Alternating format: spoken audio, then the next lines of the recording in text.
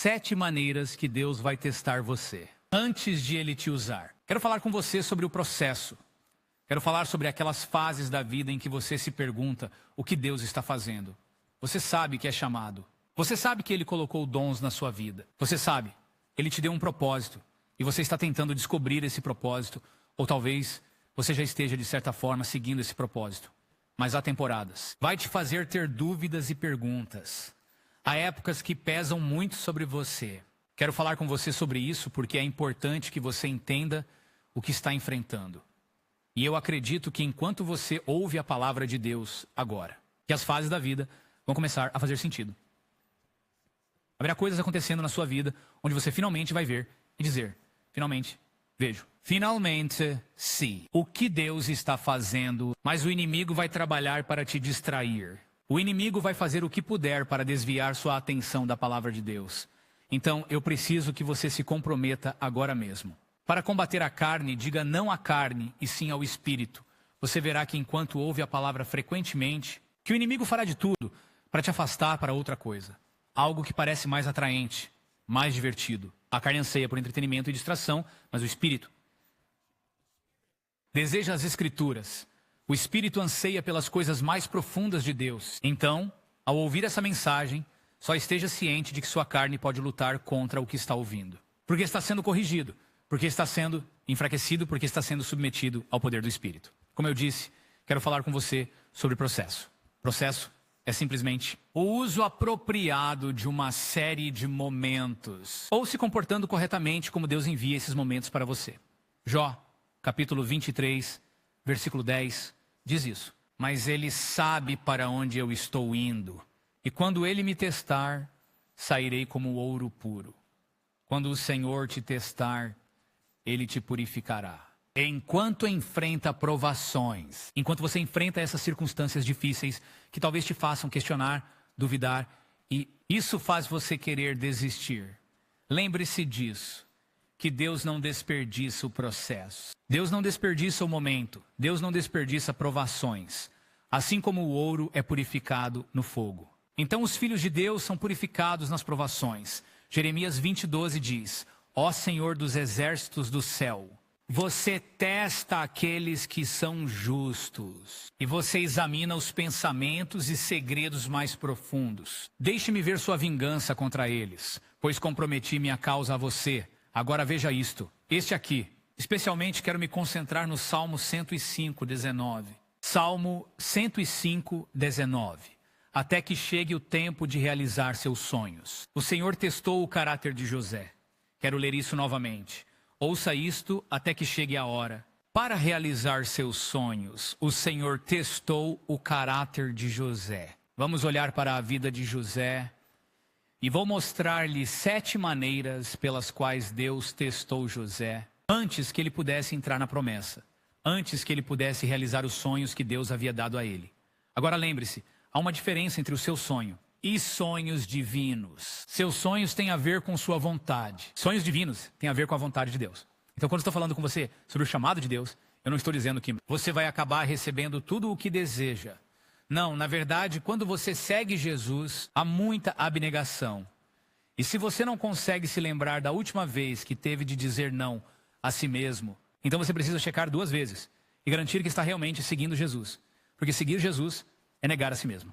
Agora, mais uma clarificação aqui. Eu não estou dizendo. Um indivíduo precisa passar por todos esses 7 testes para ser usado por Deus. Nem estou dizendo que esses testes precisam ser feitos em uma certa ordem. Então não os veja como uma cronologia. Veja-os apenas como princípios bíblicos que você pode aplicar para a sua vida. Agora Deus pode usar quem Ele quiser. Quero dizer, pense em como Saulo se transformou em Paulo. Praticamente instantaneamente. Ele não precisou necessariamente passar por um processo antes de Deus chamá-lo para o ministério. Então, Deus pode fazer o que desejar. Mas, de modo geral, Deus processa o indivíduo antes de começar a usá-lo em certos graus. E quanto mais processados eles se tornam, quanto mais ele optar por usá-las, para que todos possam estar sendo usado por Deus de alguma forma. Você está assistindo isso? Você é um crente renascido. Você é cheio do Espírito Santo. Não tem jeito que Ele não está usando sua vida de alguma forma. Agora você pode dizer, eu não vejo como Deus está usando a minha vida. Eu não vejo. Onde está meu propósito? Não vejo o efeito que estou causando. Mas tenha certeza de que, se você é um crente cheio do Espírito, é impossível não impactar só pela sua existência. E sendo quem você é em Cristo, você está fazendo a diferença. Mas conforme você começa a passar em certos testes, Deus começa a promovê-lo pelo bem de sua vontade e promessas. Comente isso na seção de comentários agora. Eu quero passar nos testes. Diga ao Senhor na seção de comentários agora que você quer passar no seu teste. Senhor, me teste. E me ajudem a passar por esses testes. Deixe um comentário se você está assistindo ao vivo ou na gravação. Agora, vamos para Gênesis capítulo 37. E vamos começar a olhar agora para a vida de José. Gênesis capítulo 37. Vou começar a ler o versículo número 1. Então Jacó se estabeleceu novamente na terra de Canaã, onde seu pai viveu como estrangeiro. Este é o relato de Jacó e sua família quando José tinha 17 anos. Ele frequentemente cuidava dos rebanhos de seu pai. Ele trabalhava para seus meio-irmãos e os filhos das esposas de seu pai. Mas José contou ao pai algumas das coisas ruins que seus irmãos estavam fazendo. Verso 3, veja isso. Jacó amava José mais do que a qualquer um de seus outros filhos, porque José nasceu quando ele já era idoso. Então, um dia, Jacó fez um presente especial para José, uma bela túnica. E veja isso, verso 4. Mas os irmãos dele odiavam José, porque o pai deles o amava mais do que a todos os outros. Eles não podiam dizer uma palavra gentil a ele. Agora, para efeito de analogia, quero deixar claro que não estou dizendo que Deus ama alguns dos seus filhos mais do que outros. Não. Deus ama seus filhos igualmente. Mas Ele confia em nós na proporção da nossa obediência. Ele nos favorece na proporção da nossa obediência. Então, favor é simplesmente como Deus responde a uma vida de obediência e humildade. Viva de forma justa diante dele para a sua glória. Verso 5, uma noite José teve um sonho. E quando ele contou aos seus irmãos, eles o odiaram mais do que nunca. Ouça este sonho, disse ele. Estávamos no campo amarrando feixes de grãos de repente. Meu feixe se levantou, e os feixes de vocês todos se juntaram e se curvaram diante do meu. Agora, imagine isso. Os irmãos já não gostam dele. Ele é odiado, as escrituras deixam claro por quê. Porque ele tem favor. Porque foi preparado um presente especial para ele. E aquele presente especial representava o favor especial que ele carregava. E agora, adicionando seu sonho para esta equação, ele está começando a piorar as coisas para si mesmo ao compartilhar esse sonho. Agora, eu não acho que seja necessariamente errado que ele tenha compartilhado o sonho. Mas isso é discutível. Esse não é o ponto da minha mensagem agora, versículo 8. Seus irmãos responderam, então você acha que vai ser nosso rei? Acha? Não é interessante que quando você começa a compartilhar o que Deus colocou em seu coração, quando você começa a reconhecer quem Deus te chamou para ser, que de repente as pessoas começam a acusar você de arrogância e orgulho. E às vezes acontece que as pessoas estão cheias de arrogância e orgulho. Orgulho, mas nem sempre é o caso. Às vezes compartilhar. O sonho é realizado com empolgação ou entusiasmo por causa do que Deus está fazendo. E você espera que as pessoas celebrem com você. Em vez disso, eles te odeiam. Você realmente acha que vai reinar sobre nós? E eles o odiavam ainda mais por causa de seus sonhos e da maneira que falava sobre eles. Provavelmente se gabando, pelo menos é o que eu suspeito. Versículo 9. Logo José teve outro sonho e mais uma vez, ele contou aos seus irmãos sobre isso. Escutem, eu tive outro sonho, disse ele. O sol, a lua e 11 estrelas se curvaram diante de mim. Desta vez ele contou o sonho para o pai e para os irmãos. Mas o pai o repreendeu. Que tipo de sonho é esse? Ele perguntou. E sua mãe e eu? Seus irmãos realmente vêm e se curvam diante de você. Enquanto seus irmãos estavam com ciúmes de José, seu pai se perguntava o que os sonhos significavam. Logo depois disso, os irmãos de José foram pastorear o rebanho do pai em Siquém, ou rebanhos em Siquém, com licença. Agora, este é o preço do favor. Quando Deus começa a promover e te favorecer, lembre-se que Ele nunca faz isso por sua causa. Quando Deus te dá um dom, não é sobre o seu dom. Quando Deus te unge, não é sobre a tua unção. Quando Deus te coloca no ministério, não é sobre o seu ministério, não é sobre a sua história, não é sobre você se tornar importante ou usar o evangelho para se tornar importante. Não. Quando Deus eleva um homem ou uma mulher, Ele o faz para elevar seu propósito, sua mensagem e a expansão de seu reino. E ao fazer isso, quando Deus levanta um indivíduo, frequentemente eles atraem inveja. E pessoas que você achava que iriam comemorar com você começam a carregar ódio contra você em seus corações. E eles começam a te perceber de maneiras que os fazem se sentir melhor sobre si mesmos. Você tenta se explicar para os outros, não vai funcionar. Sabe por quê? Porque eles querem não gostar e odiar você. Sabe por que eles querem isso? Porque é a única maneira que eles têm para se justificar. O que sentem sobre si mesmos. É a única forma que eles têm de compensar a insegurança em suas próprias vidas, em seus próprios corações. Confiança parece arrogância para os inseguros. Deixe-me repetir. Confiança parece arrogância para os inseguros. Quando alguém tem confiança em quem são em Cristo, uma pessoa insegura vai perceber isso como orgulho e arrogância. E muitas vezes o que percebemos como orgulho nos outros é, na verdade, uma insegurança dentro de nós mesmos. E isso é o que José está enfrentando. Deus lhe dá um sonho. Olha, você vai ser alguém importante. Você vai ser alguém a quem os outros se curvam. Agora, não era sobre isso, obviamente. No fim, se você estudar a história, você vai ver que no final não era sobre José se tornar alguém importante, mas sim sobre a redenção ou a salvação de uma nação inteira, o povo de Deus, porque foi através de José que aquela nação foi salva. Mas olha só, quando você começa a andar no favor de Deus, vai automaticamente atrair inveja. Não tem como evitar. Vai acontecer e em vez de atacar os outros, em vez de ficar amargo e ofendido, você tem que reconhecer que isso é o que vem com isso. Agora, Jó 7,18 diz que você nos examina todas as manhãs e nos testam a cada momento. Agora, veja o que acontece nos versículos 12 a 14. Quando eles já tinham ido há algum tempo, Jacó disse a José: seus irmãos estão pastoreando as ovelhas em Siquém. Que tal esse trava-língua? Prepare-se e eu vou mandá-los para você ou mandar você para eles. Desculpa, estou pronto para ir, respondeu José. Vai ver como estão teus irmãos e os rebanhos, disse Jacó. Então volte e me traga um relatório. Assim Jacó o enviou em seu caminho. E José viajou para Siquém das terras de Hebrom. Agora, esse é o teste número 1. Teste número 1. Saiba que isso é depois que Joseph esteve em vantagem. Isso foi depois que José recebeu o sonho. Isso foi depois que José soube que sua vida foi destinada a um propósito divino específico. Número 1 é o teste de serviço. Deus não usará ninguém que não tenha um coração de servo. Jesus disse que se você quer ser grande no reino, deve buscar servir.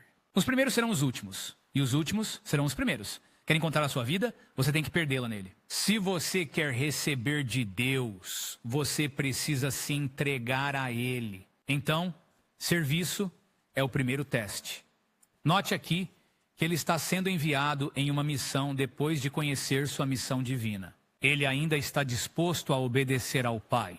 Ele ainda está disposto a servir seus irmãos. E esta foi uma forma de servir aos seus irmãos nessa capacidade. Ele estava ajudando. Ele estava agindo em nome do Pai para o benefício deles. Então ele está servindo. Ele está obedecendo. Ele está submisso. Apesar de saber que há este grande chamado em sua vida. Mesmo sabendo que um dia ele será muito importante, ele ainda está disposto a servir. E muitas pessoas pulam este ponto. Eles querem ter o púlpito. Eles querem ter a plataforma sem o processo.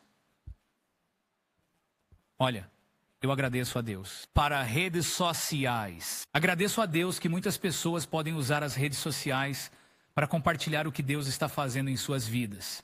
E até mesmo compartilhar a palavra. Mas aqui está uma das desvantagens das redes sociais. E também é uma das vantagens. Vantagem? Qualquer um pode ter uma plataforma nas redes sociais. O negativo é que qualquer um pode ter uma plataforma nas redes sociais.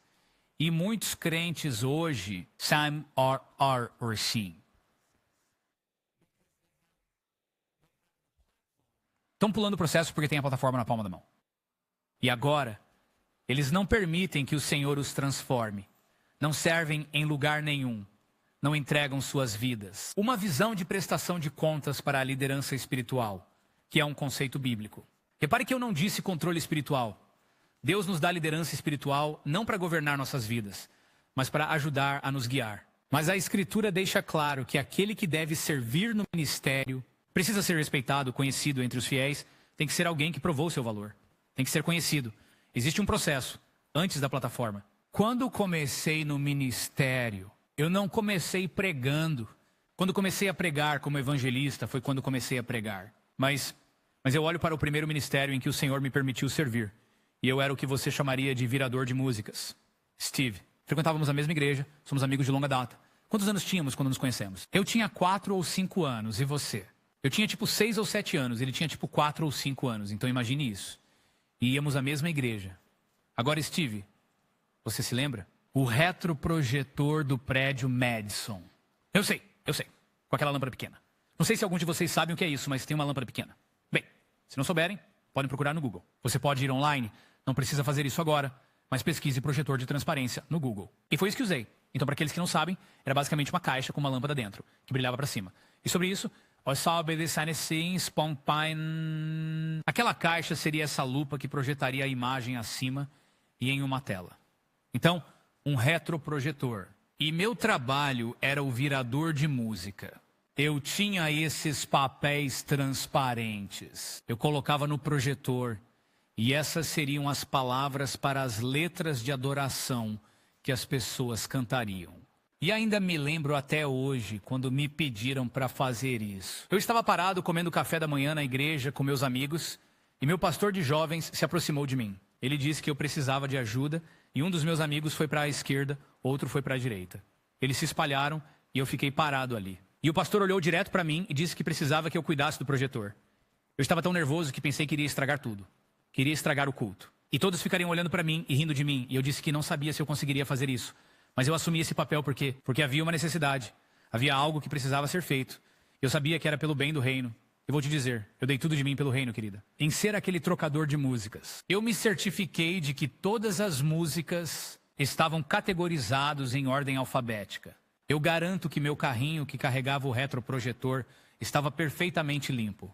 Não havia poeira nele. Eu me certifiquei de que eu fui aos ensaios de adoração para ter certeza de que entendi. Quando a equipe estivesse mudando para quais letras, eu memorizei as sinais de mãos deles para saber se iam para a ponte, o refrão ou cantar o verso de novo. E eu assisti com muito cuidado. Na verdade, eu até coloquei caixas de lenços naquele carrinho pequeno circular para que qualquer pessoa que estivesse chorando próximo ao altar tivesse acesso a uma caixa de lenços. E eu levei isso muito a sério. Todos os fios perfeitamente enrolados, eu limpei tudo. Eu sempre fazia questão de guardar tudo e eu achou grande alegria. Operando o retroprojetor, meu amigo, eu não fui chamado para o ministério no dia em que subi ao púlpito. Esse foi o dia em que comecei a remixar músicas. Foi o dia em que entrei no meu chamado. Essa foi a vez que eu fui e me vi no caminho para cumprir o que Deus faria na minha vida. E servi no ministério de som. Eu servi no ministério de trocar músicas, servi no audiovisual. Tudo isso foi o que fiz por anos. E foi naqueles momentos que eu encontrava Deus durante o culto. Foi nessas temporadas que aprendi o que é ter integridade, fazer as coisas com excelência, abraçar mudanças que são boas, fazer tudo o que eu podia fazer, com todo o meu coração para a glória de Deus. Em tudo o que você faz, faça para a glória de Deus. Você pode se perguntar se está perdendo tempo. Você pode se perguntar, bem, e aquela pessoa ou aquele indivíduo, olha quantos inscritos eles têm. Ou, olha quantos espectadores eles têm. Eu estou ficando para trás. Tenho que me apressar. Entrar nisso. Tenho que me apressar.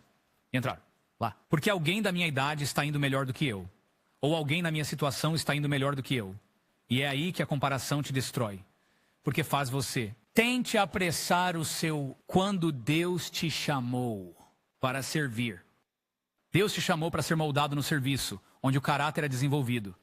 Esse é o primeiro teste, o teste do serviço.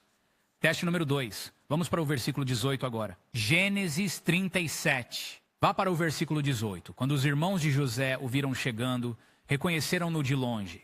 E à medida que ele se aproximava, planejaram matá-lo. Aí vem o sonhador, disseram, Então estão zombando dele agora. Vamos matá-lo e jogá-lo em uma dessas cisternas. Podemos dizer ao nosso pai que um animal selvagem o devorou. Então veremos o que será dos seus sonhos. Esses caras são cruéis. Versículo 21. Mas quando Rubem soube do esquema deles, ele veio ao resgate de José. Vamos não matá-lo, ele disse. Por que devemos derramar sangue? Vamos apenas jogá-lo nesta cisterna vazia aqui no deserto. Então ele morrerá sem que ponhamos a mão nele. Rubem estava secretamente planejando resgatar José e devolvê-lo ao pai. Então, quando José chegou, seus irmãos rasgaram a linda túnica que ele usava. Agora eles o despiram de algo que simboliza favor. Agora eles poderiam tirá-lo desse hobby, mas não poderiam tirar o favor de Deus sobre sua vida. Deixe-me dizer isto bem claramente. Você não pode cancelar quem Deus chamou. Se Deus te chamou, ninguém pode fazer nada a respeito. Se Deus te chamou, eles podem te caluniar. Eles podem fofocar, eles podem se unir contra você, podem tentar fazer com que o maior número de pessoas possível trabalhe contra você e te odeie como te odeiam. Mas não há como conseguirem isso. Não há nada que alguém possa fazer. Se Deus te chamou. E isso é o que você tem que lembrar quando enfrenta momentos difíceis. Eles podem até tirar aquele símbolo de favor, que era a túnica, mas não podem remover o favor verdadeiro. Então pegaram ele, diz no versículo 24, e jogaram ele na cisterna. A cisterna estava vazia, não tinha água. É triste porque eles o jogam nisso. E isso é, obviamente, um ponto de armazenamento de água. Era um buraco profundo. Basicamente, foi isso que eles jogaram ele dentro. Tem mais a história do que só isso. Mas para resumir, era basicamente um poço em que eles o jogaram. E José está sentado lá agora. Ele está lá dentro mentindo, talvez. Eles o jogam lá porque estão cansados da graça na vida dele. Eles o jogam lá dentro porque estão com inveja do que está acontecendo com ele. Eles o jogam lá dentro porque o odeiam, por causa da própria insegurança. Agora, este é o teste número 2. Me escute agora. Este é o teste número 2. Este é o teste do ocultamento. Frequentemente, Deus te esconde para te proteger. Bem, você imagina que ele te esconder está te atrasando? Veja bem, você está em perigo quando começa a olhar para outra pessoa e diz, bem, talvez você olhe para um general na fé que te inspirou, ou para seu pastor, seu líder, seus pais, e você diz coisas como, bem, quando eles tinham a minha idade, eles faziam isso. Quando eles tinham a minha idade, já tinham chegado a esse ponto. Quando eles tinham a minha idade, já tinham escrito muitos livros, ou feito várias cruzadas, ou tinham um programa ou algo do tipo. Você compara, mas você tem que perceber que quando Deus te esconde, é por um propósito. Muitas vezes, esse esconderijo é para te proteger. Porque se você se desenvolver muito cedo, ou se a exposição acontece antes do momento previsto, ou em uma intensidade que não deveria acontecer, agora você está realmente se atrasando. Nada vai te atrasar mais do que um atalho, porque você acha que está economizando tempo, acha que está recuperando, acha que está compensando o tempo perdido, enquanto tudo o que você está fazendo é aumentar sua dor, porque essa exposição vem antes do tempo. Na verdade, vai atrasar a chamada. Agora você pode dizer, nada pode desacelerar o chamado de Deus na minha vida. Claro, em termos do destino final de Deus para você, mas se você está falando sobre a linha do tempo humana e o tempo da perspectiva humana. Sim, nossa desobediência, estão apressados, estão lutando, são uma resistência que pode... Isso pode estender a linha do tempo, pelo menos do nosso lado. Deus pode compensar o tempo, mas você ainda vai ter que passar pelo que tem que passar. E eu agradeço a Deus às vezes, muitas vezes, o tempo todo na verdade. Eu agradeço a Deus o tempo todo que... Naquela época, eu não tinha a exposição que tenho hoje. Eu queria isso na época, Senhor. Quero alcançar as massas por você. Minhas intenções eram boas. Quero pregar para o máximo de pessoas que eu conseguir. Mas, eu quero ver mais almas salvas, mas Deus me manteve escondido. Você sabe que eu escrevi um blog toda semana. Por um bom tempo. Eu não me lembro agora por quanto tempo escrevi um blog. E literalmente não tinha leitores como ninguém o lia. Mas eu escrevia o blog mesmo assim. Quando eu comecei a fazer lives nem eram uma coisa. Nós tínhamos que alugar um software especial para poder fazer transmissão ao vivo. Tínhamos todo um setup elaborado para conseguir colocar a transmissão no ar e ninguém assistia. Eu lembro que nosso pico de visualizações foi tipo, onde nós ficaríamos tipo, uau, olha quantas pessoas assistem. Era tipo 30 pessoas e foi quando soubemos, cara, agora temos uma multidão. Tem 30 pessoas assistindo e eu agradeço a Deus por essas épocas. Aqui está o motivo. Está na temporada de ocultação. Por favor, ouça isso agora. É na fase de ocultação que suas motivações são purificadas. Porque nessa fase, na temporada de ocultação, ou você faz isso porque ama a Deus ou não faz nada. Veja bem, se você está em uma temporada de ocultação e está fazendo isso por elogios e prêmios, não haverá longevidade. Você desistirá porque não está obtendo o que deseja com isso. Se você está nisso, para os elogios, para o ganho financeiro, para o status. Então, a temporada de ocultação eliminará aqueles que têm motivos impuros. Por quê? Porque nesta temporada, ou você faz isso porque ama a Deus e ao seu povo, ou não faz isso de jeito nenhum. Eles querem chegar direto ao ponto onde tem uma plataforma. Eles querem chegar ao resultado final que tem em mente, que sabem que Deus lhes mostrou. Mas se isso acontecer cedo demais, vou te dizer agora mesmo. Isso vai te esmagar. Eu sei disso com certeza.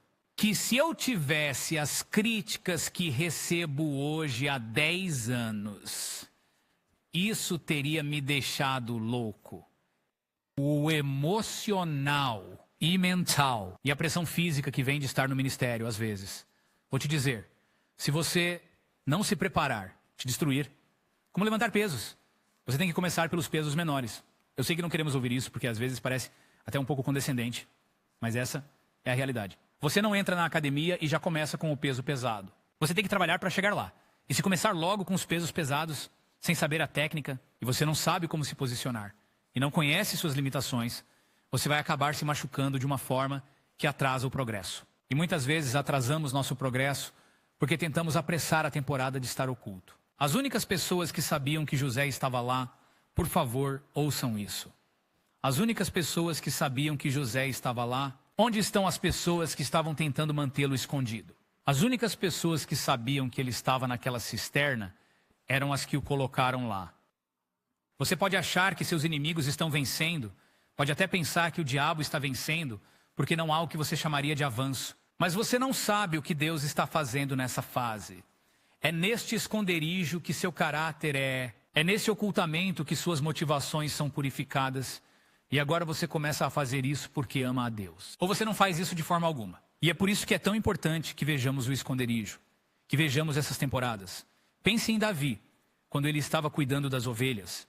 Ele estava escondido. Agora, e se Saul soubesse que havia um possível substituto para ele em algum lugar antes do templo? Provavelmente teria tentado impedir isso. Ele teria tentado sabotar isso. E Deus te mantém escondido, porque as pessoas que têm inveja de você tentariam sabotar o que Deus está fazendo na sua vida. E isso às vezes também nos atrasa. Agora eu estou te dando coisas profundas do Espírito aqui. Esses problemas não são frequentemente discutidos. E tantas pessoas saem em suas jornadas sem saber o que está acontecendo. Elas acham que Deus está contra elas. Quando ele, na verdade, está trabalhando para eles, agora, José não sabia que isso era, na verdade, o primeiro passo para realizar seu sonho. O sonho que Deus deu a ele estava sendo cumprido e o plano já estava em andamento. Não parecia, porque ele estava escondido. Não parecia, porque ele estava escondido. Mas este primeiro passo, este esconderijo de José, foi o primeiro passo para colocar o plano em ação agora. Para sua proteção, Deus, por favor, ouça isto para sua proteção. Deus só vai expor você em proporção à pureza das suas motivações. Para a sua própria proteção, Deus só vai te expor em proporção à pureza de suas motivações. Agora veja como podemos ser enganosos. Quero passar apenas um pouco mais de tempo neste ponto. Aqui está o quão enganadores podemos ser. Lembra quando eu orava para ser usado por Deus? Tipo, we see you wrong. Nos primeiros anos da minha caminhada com Cristo. E eu digo primeiros anos, mas ainda sou jovem. Mas isso não significa que eu não tenho anos anteriores. Então eu estava nos meus primeiros anos caminhando com o Senhor. E eu lembro de saber disso. Na minha mente eu sabia que Deus não me promoveria a menos que minhas motivações fossem puras. A menos que eu esteja fazendo isso pelas razões certas. Então aqui está o que eu faria. E aqui está o quão enganoso podemos ser para nós mesmos. Veja como a carne pode ser traiçoeira. Eu orava coisas como: Senhor, não me importo se você nunca me promover. Não me importo se você nunca me usar de uma maneira grandiosa. Eu só, o que quer que você queira fazer. E eu dizia isso sabendo, lá no fundo da minha mente. Se eu orar isso, talvez ele me promova. E é assim que isso pode ser complicado. Porque quando você crucifica algo, quando você coloca algo na cruz, tem que deixar lá. E muitos de nós tentamos sair dessa cruz. Estamos nos contorcendo. A carne devia ser subjugada, mas estamos nos contorcendo. Ainda está viva. E isso chega a um ponto onde estamos apenas lutando contra o processo. Nós não gostamos desse lugar. Estou te dizendo, não é um lugar agradável de se estar. Porque parece que você está desperdiçando tanto tempo. Mas você não está. Não há tempo perdido com Deus. Se nessas temporadas você cede a todas as suas instruções. Não há temporada, pense no que Deus disse ao profeta Isaías no capítulo 6. Ele disse: vá e diga ao povo. Para ouvir, mas eles não vão te escutar. Veja, mas não perceba. Em outras palavras, eu estou te enviando ser ineficaz. Isso foi basicamente o que Deus disse a Isaías. Vou te enviar. Você vai falar, mas ninguém vai ouvir. Você vai falar, mas ninguém vai entender. Ele estava bem com isso. Sobre o que é, afinal? É sobre exposição? É sobre popularidade? Bem, você vai descobrir. Porque é nesta temporada que Deus o purifica. E a propósito, você verá muitas vezes pessoas surgirem do nada. E por favor, entenda o que estou dizendo. Eu não estou dizendo que qualquer um que pareça ter crescimento rápido não está qualificado. Às vezes é isso que Deus faz. Mas, sabe, nem sempre vemos o que está acontecendo nos bastidores. Tipo, a pessoa me diz o tempo todo: cara, eu sou abençoado pelo seu ministério. Eu acabei de te encontrar há 2 anos. A grande delas parecia que simplesmente aparecemos há 2 anos. Quando estamos aqui há mais de 20 anos fazendo o trabalho do Senhor, não estou chateado com isso porque sei como isso funciona. Às vezes parece que alguém recebeu uma promoção da noite para o dia, quando na verdade eles estiveram colocando a base na obscuridade por anos e anos, mas essa é a realidade. Às vezes, Deus vai permitir que alguém seja promovido, mesmo que seu coração não esteja certo desde o começo. Ele não os chamou. Ele não os posicionou lá. Estão fazendo isso pela fama, pelo dinheiro. Estão pregando com motivos impuros. Ele não permite que eles sejam processados porque, francamente, isso faz parte da punição. Então, na verdade, é uma bênção que encontramos a ocultação. Vou passar para o teste número 2 agora. Se isso está te abençoando, me avise nos comentários. Me conte como você está nessa fase, ou se isso faz sentido em termos de história. Ocultação. Então, o teste número 1 é serviço. O teste número 2 é ocultação. O teste número 3. Vamos ver bem aqui, versículo 25. Então, justo quando estavam se sentando para comer, eles olharam para cima e viram uma caravana de camelos à distância vindo em sua direção. Era um grupo de comerciantes ismaelitas levando uma carga de goma, bálsamo e resina aromática de Gileade para o Egito.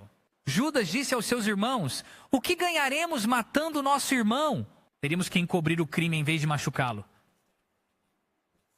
Vamos vendê-lo para aqueles traiçoeiros ismaelitas, afinal ele é nosso irmão, nossa própria carne e sangue, e seus irmãos concordaram. Então, quando os ismaelitas, que eram comerciantes midianitas, passaram, os irmãos de José o puxaram do poço e o venderam por 20 peças de prata.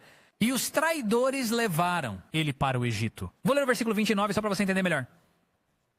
Algum tempo depois, Rubem voltou para tirar José da cisterna. Quando ele descobriu que José estava desaparecido, rasgou suas roupas de tristeza. Então Rubem estava o tempo todo planejando resgatá-lo de lá. E, você sabe, sempre temos pessoas que estarão lá por nós, mas às vezes nem elas podem impedir algumas das lutas que vêm em nosso caminho. Este é o teste número 3. Desânimo. Desânimo, sabe como é? Você deve ter ouvido falar que a maneira de obter óleo da azeitona é quando a azeitona é esmagada. E há um grande esmagamento que vem. Mas considere também o fato de que para obter a azeitona em primeiro lugar, ela deve ser sacudida da árvore. Primeiro vem a tremedeira. Tudo que é familiar, abalado. Tudo em que você achava que podia confiar, abalado. Tudo em que você confiava, tudo o que você conhecia, tudo o que te dava conforto e o que você percebia como estabilidade, abalado. E você é removido desses lugares de familiaridade para que Deus possa lhe mostrar que Ele era aquele em quem você deveria confiar o tempo todo. Deus vai abalar as coisas nas quais você confia mais do que nele. Deus vai te tirar das situações familiares. Se essa familiaridade torne-se sua fonte de paz. Porque você precisa aprender a ter sua paz vinda dele, sua confiança baseada nele. Então primeiro você é abalado do familiar. Estou falando com alguém agora, eu sei que estou. Primeiro você é tirado do que é familiar. Confusão. Eu não sei em quem confiar. Não sei quem é real. Não sei o que é real. Não sei para onde ir. Eu não sei o que fazer agora. Sinto que tudo na minha vida, aquilo que era familiar, que era estável, que era consistente, tudo se foi agora e sinto que meu mundo inteiro mudou. Esse é o abalo. E então, a pressão. O peso, o desânimo, as provações, o sofrimento, a traição, isso faz parte. Agora tenha em mente que a pressão não produz o óleo. A pressão só o revela. Nos desafios, o que está verdadeiramente dentro de você vem à tona. Quando você está sendo pressionado pelas provações e tribulações da vida, o que há em você vem à tona, é revelado. Provações não criam unções. Provações revelam unções. Provações não que lhe dá caráter por si só, embora se possa argumentar isso. E em alguns casos, sim, pode. Podemos falar sobre isso depois. Mas provações mais do que alguma coisa revelada, esse caráter. Então, quando somos pressionados, o que está dentro de nós é revelado. Agora, este é o teste do desânimo. Este é o teste número 3. Teste de desencorajamento. Meu amigo, é quando as pessoas te traem. É neste momento que aqueles que você achava que estavam com você vão embora. Passei por essas fases e acredite, elas não são divertidas. Temporadas em que as pessoas que você achava que te apoiariam, não apoiam. Quando as pessoas que você achava que estavam do seu lado se viram contra você e às vezes você nem sabe o porquê. Tipo, há alguns pastores que eu poderia mencionar. Na última vez que verifiquei, estávamos em ótimos termos, não havia problemas. E não estou falando de ninguém. Estou falando de anos atrás, quando eu tinha 12, 13, 14 anos. Pessoas com quem eu achava que estávamos em bons termos. De repente eu descubro que eles não me suportam. Eu fico tipo, o que aconteceu? Não sei. Pessoas que você pensou que ficariam com você. Não faz isso. E é realmente esse o ponto de dor, não é mesmo? Porque você aceitaria a traição de pessoas em geral. Mas a traição dói mais quando vem de quem você menos esperava. A traição dói mais quando vem de quem você achava que era seu confidente. Quem você pensava, ok, se os outros me traírem, sempre terei essa pessoa. E isso vem. Eu já passei por essas fases na vida. E claro, Deus vai trazer amigos ao seu redor, pessoas ao seu redor que não vão te trair. Isso acontece. Mas as pessoas começam a te caluniar. Sabe qual é a pior parte da calúnia? Nem são as pessoas que te caluniam. Calúnia, mentiras, fofocas. Isso é uma coisa. O que mais dói são as pessoas que acreditam na calúnia só porque alguém disse.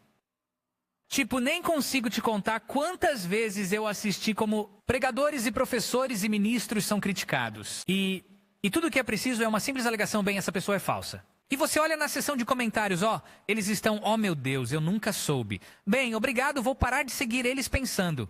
Você simplesmente acreditou nisso? Você ouviu isso, eles disseram isso, e você só disse, bem, eu vou acreditar nisso. Por quê? Ou você não percebe que ego, orgulho, personalidade e percepção, todos desempenham um papel nesses conflitos. E talvez você tenha enfrentado isso. A família vem contra você. Amigos vão contra você. Outros ministros vão contra você. Sabe quem foi mais duro comigo? Quem foi mais cruel comigo? Quando eu estava começando no ministério. Não foi o ateu. Não foi o descrente. As pessoas que mais foram contra mim Nós somos pastores experientes que estavam com ciúmes do que Deus estava fazendo na minha vida. Até hoje, as pessoas que mais me atacam são ministros do evangelho ciumentos. Agora, você não pode ficar nisso por muito tempo. Não pode deixar isso se tornar... Você sabe sobre o que está pregando, sobre o que está ensinando. Você não, simplesmente deixa. Deixe para o Senhor, mas você vai enfrentar isso. Você olha, você é salvo. Você perde alguns amigos mundanos. É um fato. Você se salva. Vai perder alguns amigos descrentes. Mas quando você começa a seguir o chamado de Deus, você vai perder alguns amigos mornos também. Preciso dizer isso de novo. Isso vai libertar alguém. Eu sei. Você é salvo. Você vai perder alguns amigos descrentes. Quando você começa a seguir o chamado de Deus, vai perder amigos mornos. Quem você pensa que é? Por que você acha que é especial? E isso revela a hipocrisia delas, porque elas não estão dispostas a buscar tudo que Deus deu a elas. Elas vão te criticar, para que se sintam melhor consigo mesmos. Tipo, quando alguém está comendo de forma saudável. Eles têm uma dieta adequada e se sentam em um restaurante. E eles ordenam frango e legumes, enquanto todos os outros pedem hambúrguer e pizza. E o que todos naquela mesa fazem? O que você faz? Vamos, peça algo. E eles tentam fazê-los comer. Aqui, aqui, aqui. Vamos pegar uns nachos para ele. Vamos pedir alguns. Vamos lá você, vamos lá. Não, pare. Você tem que... Ele disse, por quê? Porque eles não. Eles se sentem culpados pelo que estão fazendo. A alimentação saudável deles contrasta diretamente com a alimentação não saudável. Então eles tentam fazê-los comer assim. Isso vai zoar eles. E é isso que as pessoas fazem espiritualmente. Então, não é só traição, aliás, mágoa, decepção. Coisas que você construiu com o Senhor são derrubadas. Essa é a realidade. Quando as pessoas atacam você, haverá quem acredite nesses ataques. Você simplesmente terá que lidar com isso. Quando as pessoas te caluniam, haverá pessoas que acreditarão na calúnia e você simplesmente terá que lidar com isso. Isso é parte disso. Não há como controlar isso. Você pode se explicar 1000 vezes de maneiras diferentes. E cada vez que você se explica, você dá mais 10 motivos para te atacar. Eles vão atacar a explicação pela explicação. E não estou falando apenas de companheiros ministros. Estou falando de família. Estou falando de amigos. Estou falando de traição, desconforto, desconexão e isolamento. Estou falando de uma luta financeira. Estou falando sobre não ver resultados por um longo período de tempo. E a questão é que a persistência só começa quando você sente vontade de desistir. Assim dissemos, Senhor, tudo o que você quiser que eu faça. Qualquer lugar que você queira que eu vá. Qualquer coisa que você queira que eu me torne. Me diga, Senhor, eu farei. Então vem o desânimo. E não percebemos o quão difícil realmente seria. Dificuldade. Emocional. Espere, a confusão mental como pensamentos bombardeando. E o inimigo, o diabo vai falar. Não o diabo. Os demônios vão falar. Eles adoram falar. É tudo o que podem fazer como cristão. Falar. E elas entram na sua cabeça. E então as pessoas te amaldiçoam supostamente. Mesmo que as palavras não têm poder sobre você. Eles falam coisas. E no momento em que você começa a acreditar no poder dessa maldição, isso vira um bloqueio mental seu. Tudo que você vê é percebido como se fosse uma maldição. E você está apenas desânimo. Peso, perda de motivação, isso vai acontecer. Mas é um teste. E ouça-me agora, é apenas uma temporada. É apenas uma fase, meu amigo. Quero dizer isso novamente porque é para alguém que está ouvindo agora. É só uma fase. Aquele que começou uma obra em você é fiel para completá-la. Ele vai completar a obra. Ele vai cumprir o propósito dele. Ele vai usar a sua vida. Você vai passar por desânimo. Vai sentir vontade de desistir. Houve épocas na vida em que eu nem queria subir no palco. Eu nem sequer queria fazer isso. Eu disse talvez quantas vezes eu disse isso, Steve. É justamente nessas fases difíceis. Você se lembra de algumas dessas e eu diria que Por que eu não posso simplesmente trabalhar tipo na Walgreens como gerente e ter um emprego das 9 às 5 e só isso? Seja um cristão que testemunha para meus amigos e minha família. Não, meu amigo, temos trabalho a fazer. Temos trabalho a fazer. Há um chamado a cumprir. E o desânimo que você vê, e esse desânimo que você sente agora, meu amigo, me escute. Isso faz algo em você que não pode ser substituído, não dá para substituir. Eu costumava dizer ao Senhor, eu quero cada pedaço da unção que você tem para a minha vida. Essa foi uma das minhas orações quando eu tinha cerca de 12 anos. Eu disse, eu quero toda a unção que você tem para a minha vida. Eu quero até a última gota. Derrama sobre mim, Senhor, até a última gota. E então eu disse isso para ele. Eu disse, Senhor, nas temporadas em que sinto vontade de desistir, nas temporadas em que aquela angústia mental e emocional é mais do que eu sinto que posso suportar. Nessas épocas, Senhor, me lembre do que rezei. Lembre-me que eu orei por cada gota. E então as temporadas vêm. E o Senhor me diz, você queria cada última gota, você fala sobre esmagar. As pessoas veem os milagres, as pessoas sentem a sua presença. Mas há uma pressão, há um preço a pagar. Veja, a salvação é gratuita, mas o chamado de Deus para o ministério vai te custar tudo. A salvação é de graça, mas o chamado de Deus para o ministério custará tudo. Tudo. A glória que repousa sobre você. Vou te dar segredos do reino agora mesmo. A glória que repousa sobre você vem na proporção da sua fragilidade. A glória que repousa sobre você vem na proporção da sua humilhação. Então vamos olhar para o teste número 4. E vou passar por esses um pouco mais rápido do que passei pelos primeiros. Teste número 1 é o teste de serviço. Teste número 2 é o teste da ocultação.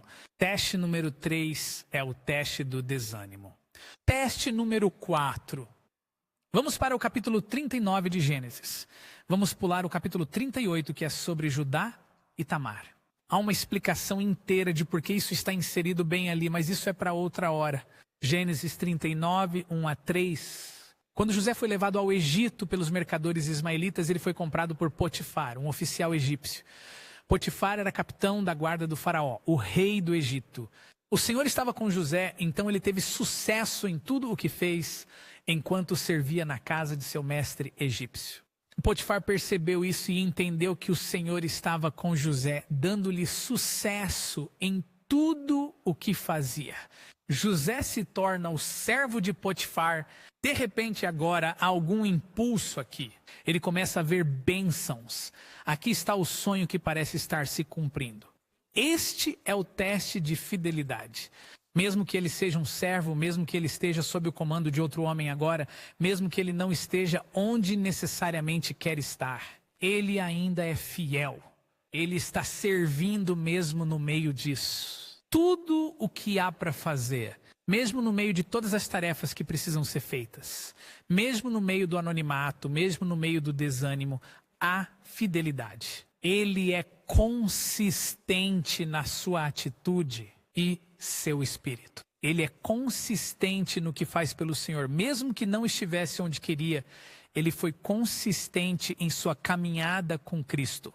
Ou seu caminhar com o Senhor profeticamente no futuro, seu caminhar com Cristo. Ele deu o seu melhor.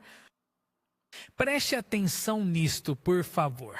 Fidelidade não é só atividade ao longo do tempo. É excelência ao longo do tempo. Fidelidade não é sobre quanto tempo você faz algo. É sobre quanto tempo você faz algo com a atitude certa. Você vê muitos crentes apenas ficam rodando em círculos, e isso bem aqui. Isso pode ser um motivo, e não estou tentando ser presunçoso aqui, mas preciso que você pelo menos considere isso como uma possibilidade. Talvez seja por isso que você não viu resultados. Porque apesar de você estar apenas seguindo o fluxo, sua atitude não está certa. Embora você esteja fazendo as coisas, suas motivações não estão no lugar correto. Embora você esteja fazendo as coisas, você realmente não está dando o seu melhor. Você não está realmente dando o seu máximo onde está. E você está fazendo isso consistentemente. Você pode dizer coisas como, eu faço isso há 5 anos, eu faço isso há 10 anos, eu faço isso há 20 anos. Por que não estou vendo progresso? Por que não vejo crescimento? Você está frustrado com onde está, mas ainda não passou da frustração para a frutificação, porque ainda não aprendeu.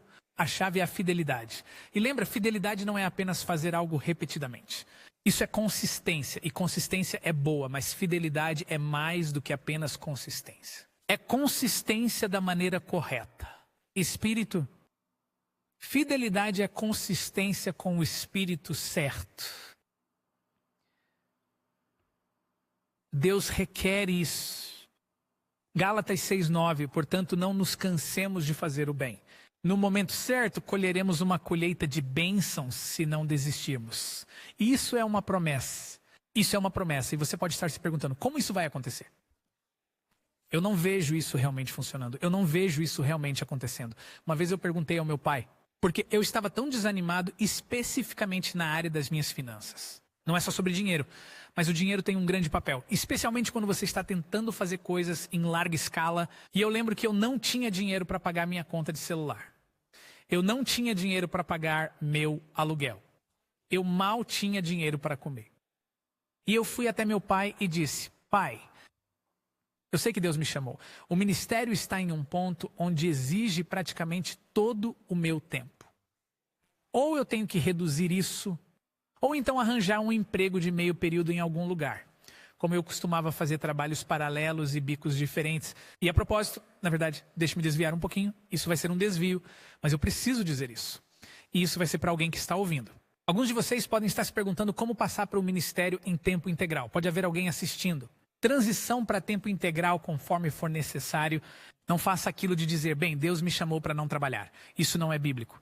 A Bíblia é bem clara. Você não trabalha, você não come. Você trabalha, consegue um emprego, trabalha nesse emprego e à medida que o ministério começa a exigir mais, você vai gradualmente passando de tempo integral para meio período. Para freelancer e depois para um ministério em tempo integral. Mas há um processo gradual. Agora, pode chegar ao ponto em que você tem que dar um salto de fé e dizer, ok, eu tenho que me entregar totalmente. Caso contrário, isso não vai crescer. Claro, isso é outra história e você deve obedecer à orientação do Espírito Santo, mas essa ideia de que não vou trabalhar, vou apenas esperar até que Deus abençoe, não, isso não é bíblico. Na verdade, você pode usar os recursos que obtém desse trabalho prático para ajudar o ministério a crescer mais rápido, mas isso não vem ao caso.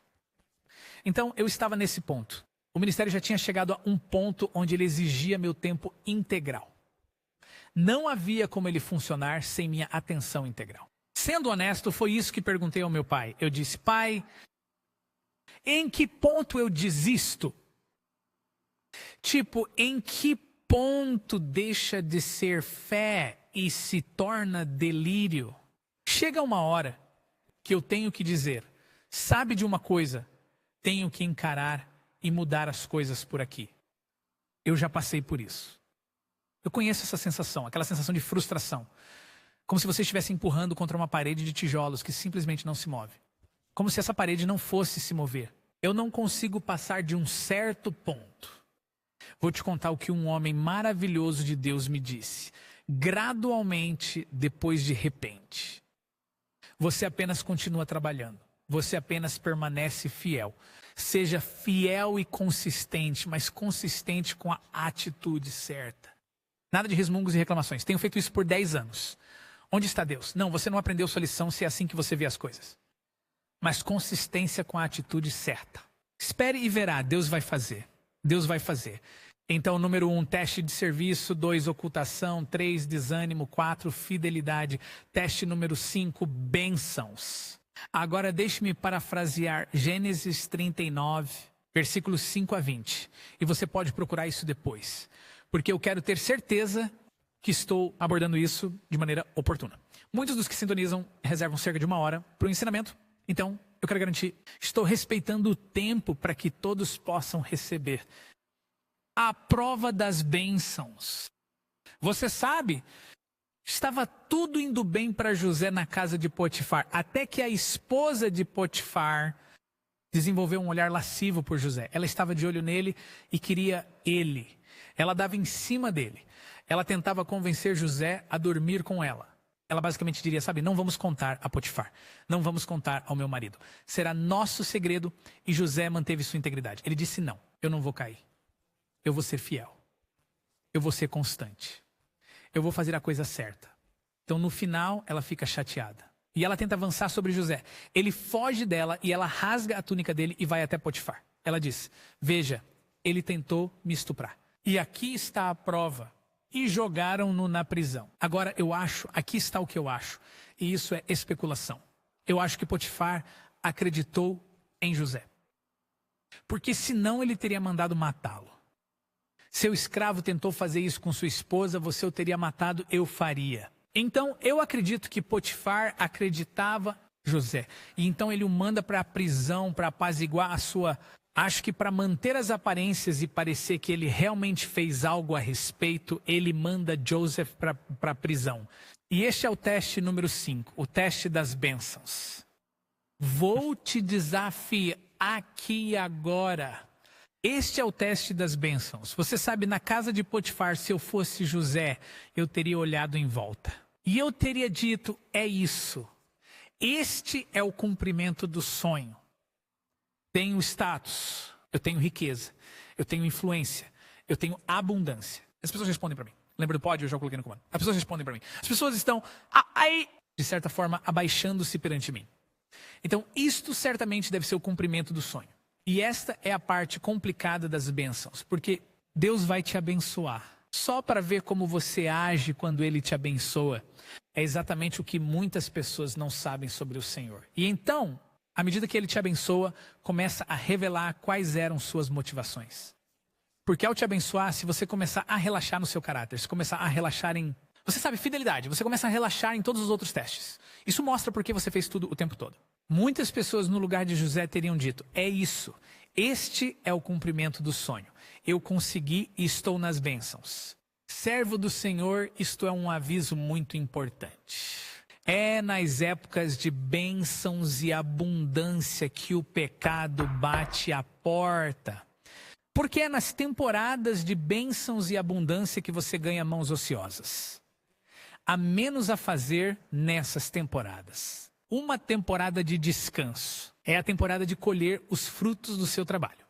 É a temporada em que há um pouco de estabilidade. E assim começam a surgir oportunidades. Você dá em que dá alguém status, riqueza e influência. E então oportunidades aparecem. É na temporada de bênçãos que somos testados novamente. E aqui José não cede. Ele escolhe manter sua integridade. Mesmo naquela estação de abundância. Ele escolhe não se contentar apenas com bênçãos. Deus vai te dar algo, às vezes só para ver como você reage quando Ele tira isso de você.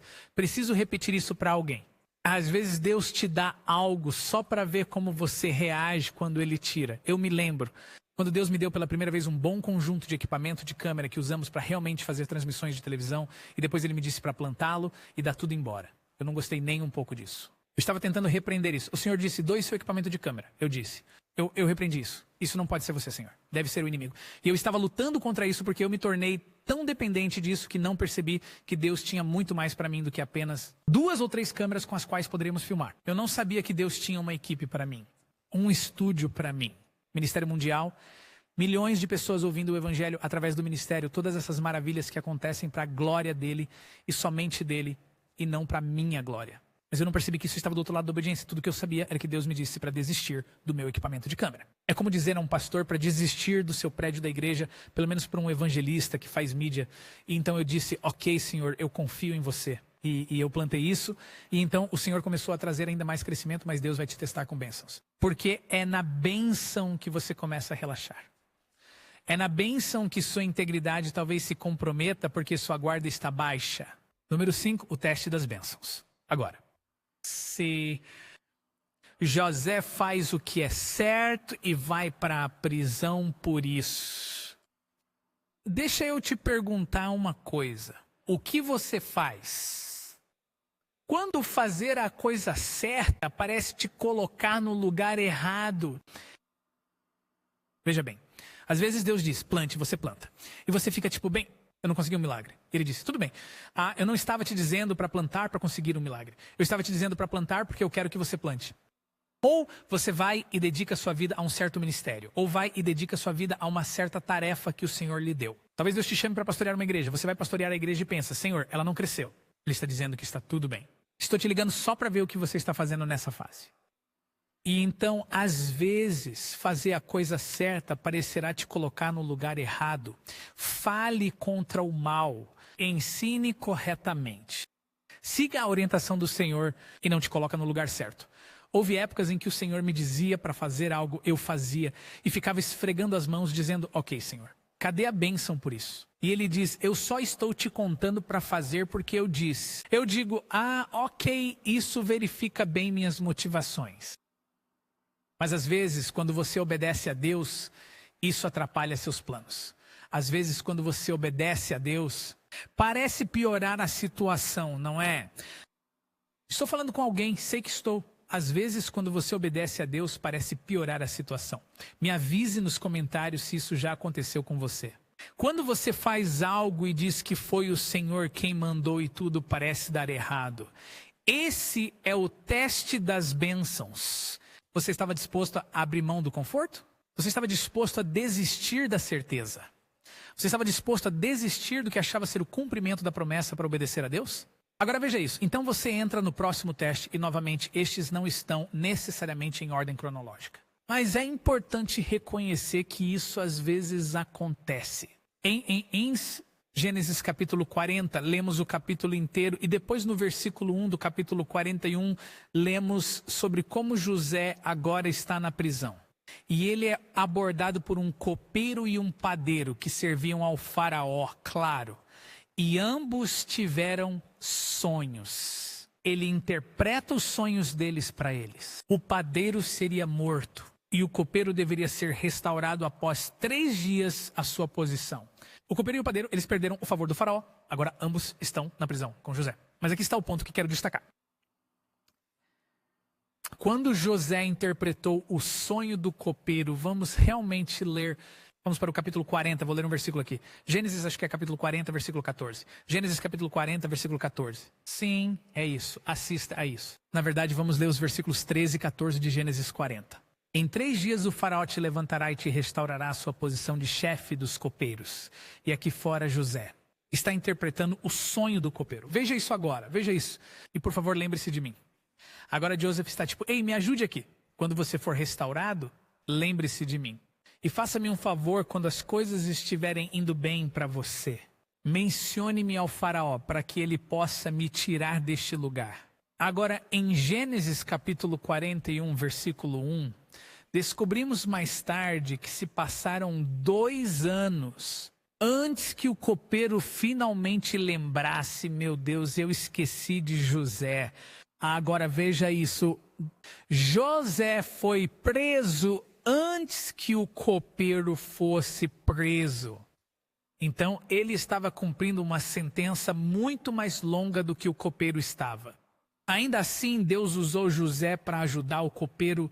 Interprete aquele sonho para saber que ele seria restaurado à sua posição. Estou indo a algum lugar com isso. Então certifique-se de que está acompanhando. Então o copeiro entra.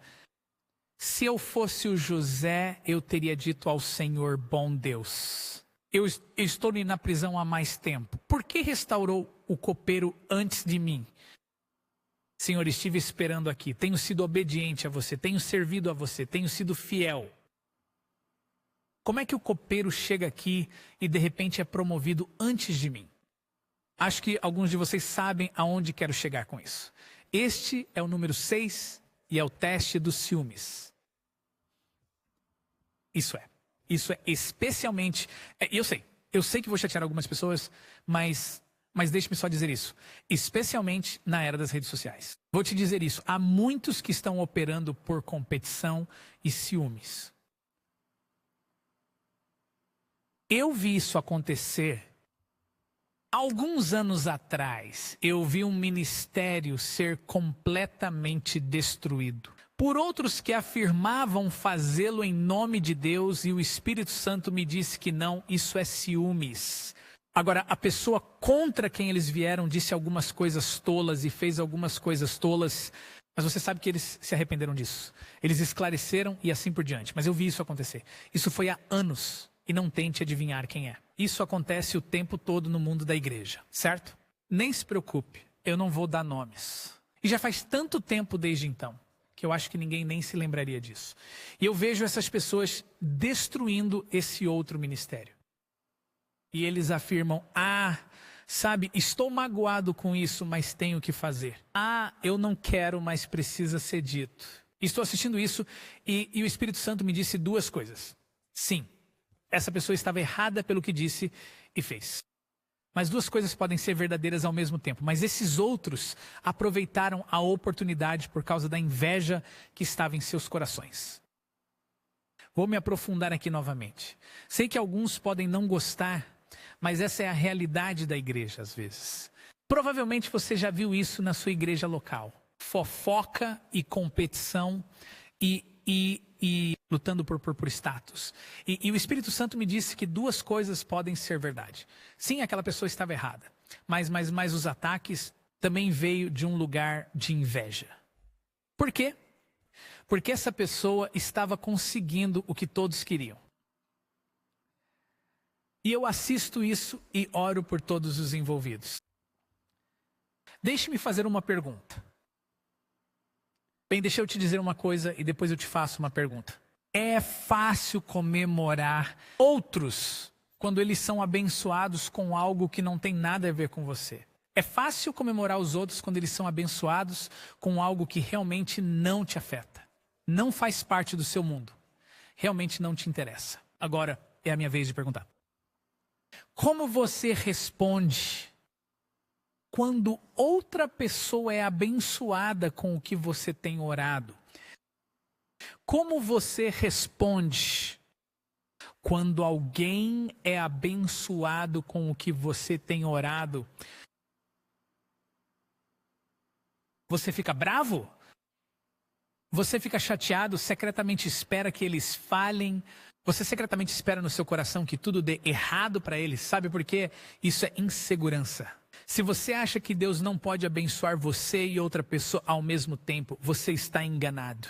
Você precisa reconhecer essa inveja, se arrepender dessa inveja e entender que sua segurança vem da sua identidade em Cristo e nada mais. Porque se você encontra sua segurança em qualquer coisa além de Cristo, isso deixa espaço para o ciúme e você não consegue celebrar os outros. E então reconhecemos que Deus não precisa tirar de outra pessoa para me abençoar e que ao abençoar outra pessoa, Ele não precisa tirar de mim. Deus pode abençoar várias pessoas ao mesmo tempo, mas como você reage quando alguém recebe o que você tem orado por? E além disso, como você reage quando alguém mais é abençoado com o que você tem orado e eles não têm orado por tanto tempo quanto você? Você tem orado anos e anos e anos e anos e anos e anos. E aí outra pessoa simplesmente, eles entenderam. Lembro da história que um pastor me contou. Ele estava acreditando no dom da profecia. Ele estava rezando, Deus, por favor, eu quero receber a profecia. Eu quero receber a profecia, eu quero receber a profecia. Ele está apenas pedindo esse dom ao Espírito Santo. E ele estava pedindo, acho que por meses. Tipo 6 a 9 meses. Ou algo assim. Isso se tornou um ponto de frustração na sua vida. Ele estava quase ficando amargo com Deus por causa disso. E entra essa pessoa que era um hippie que se salva. Ele está no altar. E a pessoa que acabou de ser salva se levanta no altar.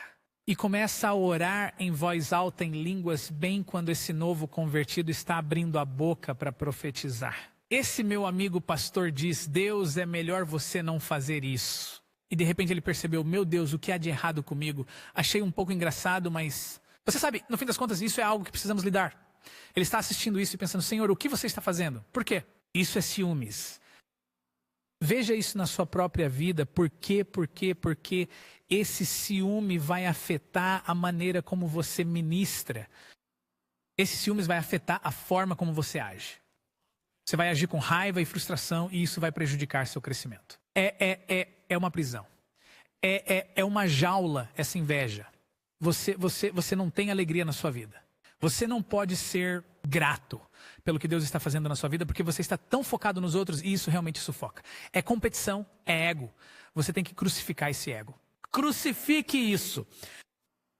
Já estive em camarins com pregadores e pastores e ministros e personalidades da televisão e você sabe, muitas vezes há muito ego ali. E eu tenho que cuidar do meu coração, porque o ego dos outros vai agitar o ego em você.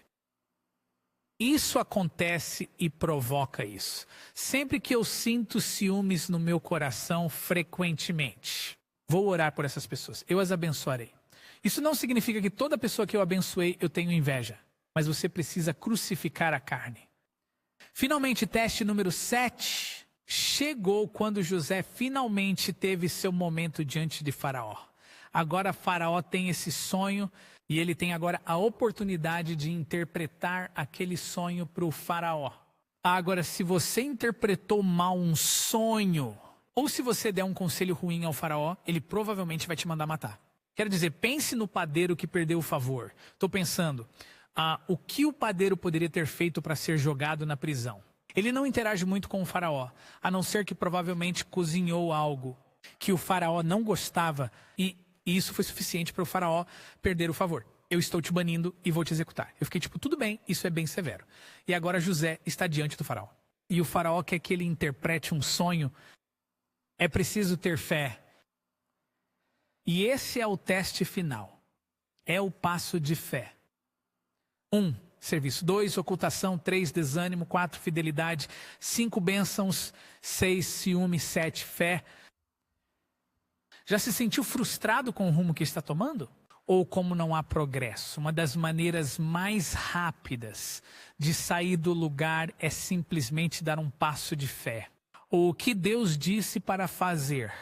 E vamos deixar assim por enquanto. Pai, eu oro para que ajude seu povo a passar nos testes. Espírito Santo, lembre-os de quando enfrentam essas provações e testes em suas vidas. Lembre-os. É apenas um teste. Molde o caráter deles. Molde-os à imagem de Cristo. Eu oro para que possam ser mais como Jesus, momento a momento. Espírito Santo, agradecemos pelo privilégio de servir. Pedimos que você nos dê força e discernimento. Ajuda-nos a passar nas nossas provas em nome poderoso de Jesus. Oramos. Diga isso porque você acredita. Diga amém.